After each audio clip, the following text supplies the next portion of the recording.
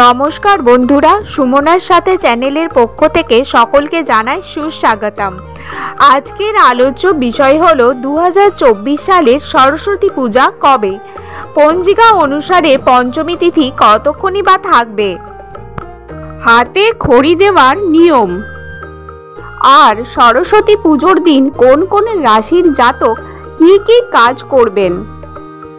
2024 সালের সরস্বতী পূজা কবে? সারা বছর ধরে সকলে অপেক্ষা করে থাকেন সরস্বতী পূজার জন্য।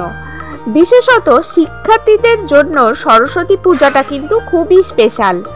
সকাল থেকে উপোস করে বাগদেবীর উদ্দেশ্যে অঞ্জলি দেন তারা। বিদ্যা বুদ্ধি জ্ঞানের জন্য প্রার্থনা করেন সরস্বতী মায়ের কাছে। মূলত মাঘ মাসের শুক্লা পঞ্চমী তিথিতে বসন্ত পঞ্চমী বা সরস্বতী পূজা হয়। হিন্দু ধর্মের বিশ্বাস অনুসারে এই দিনে মা সরস্বতী অবতরণ করেছিলেন, তাই প্রতি বছর মাঘ মাসের শুক্লা পঞ্চমীতে বসন্ত পঞ্চমীর উৎসব পালিত হয়। পুরাণ মতে এই দিনে মা সরস্বতীর আরাধনা করলে মা লক্ষ্মী ও দেবী কালীর উভয়েরই আশীর্বাদ পাওয়া যায়।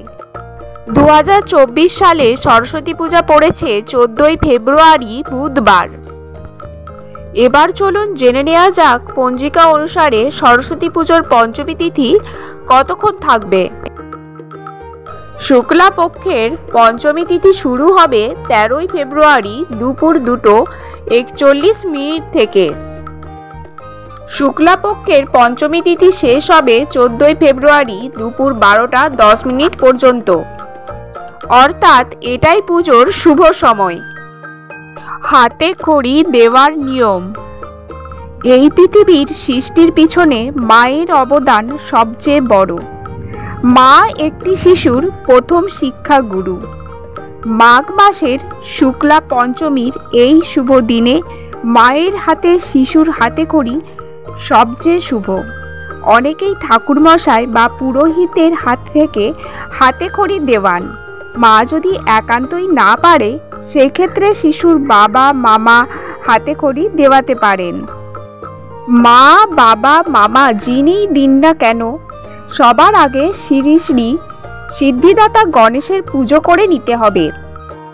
এরপর শ্রী শ্রী ব্রহ্মার পূজা এবং পুষ্পাঞ্জলির পর ঠাকুরমশাই স্লেট ও খড়ি শুদ্ধ করে দেবেন। এরপর অ আ ক খ বা ABCD 1-2 সংখ্যা লিখতে হবে এবং হ্রিং সরস্বতী দেবৈ নমঃ লিখিয়ে শিশুর হাতে খড়ি দেওয়া উচিত। এতে উচ্চশিক্ষা লাভ হয়। সরস্বতী পুজোর দিন কোন কোন রাশির জাতক কি কি কাজ করবেন? মেষ রাশি। বসন্ত পঞ্চমীর দিন সাদা বস্ত্র পরিধান করে সরস্বতী দেবীর পূজা করুন এবং সরস্বতী কবচ পাঠ করুন। এতে করে আপনি জ্ঞান লাভ করবেন, এছাড়া একাগ্রতার অভাবও দূর হবে। বৃষ রাশি। মা সরস্বতীকে খুশি করতে বৃষ রাশির জাতক জাতিকারা মাকে সাদা চন্দনের তিলক লাগান, ফুল নিবেদন করুন। এতে করে জ্ঞান বৃদ্ধি পাবে, এছাড়াও অন্য যে সমস্যায় থাকুন না কেন সেগুলো থেকে আপনি মুক্তি পাবেন। মিথুন রাশি।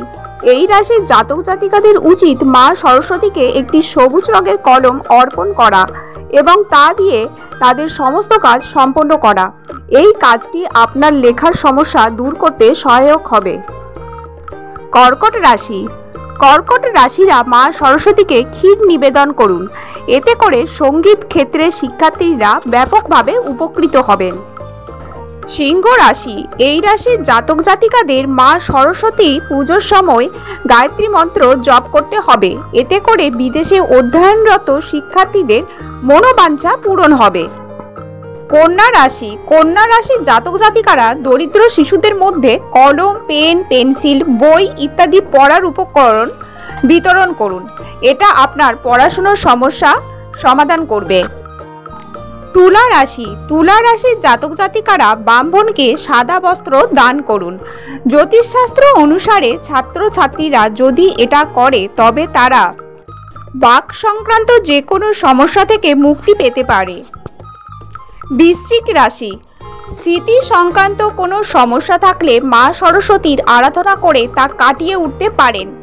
মা সরস্বতী পুজো করার পর তাকে একটি লাল রঙের কলম অর্পণ করুন।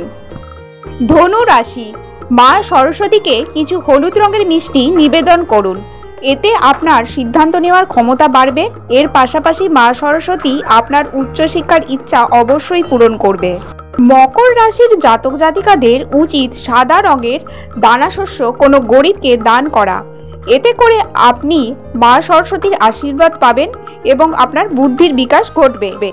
কুম্ভ রাশি, কুম্ভ রাশির জাতক জাতিকাদের উচিত দরিদ্র শিশুদের স্কুল ব্যাগ এবং অন্যান্য প্রয়োজনীয় জিনিস দান করা। এতে করে মা সরস্বতীর আশীর্বাদ আপনার ওপর থাকবে এবং আপনার আত্মবিশ্বাসও বৃদ্ধি পাবে।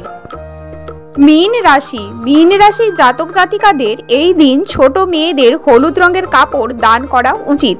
এটা আপনার কর্মজীবনে আসা সমস্যাগুলিকে সমাধান করবে।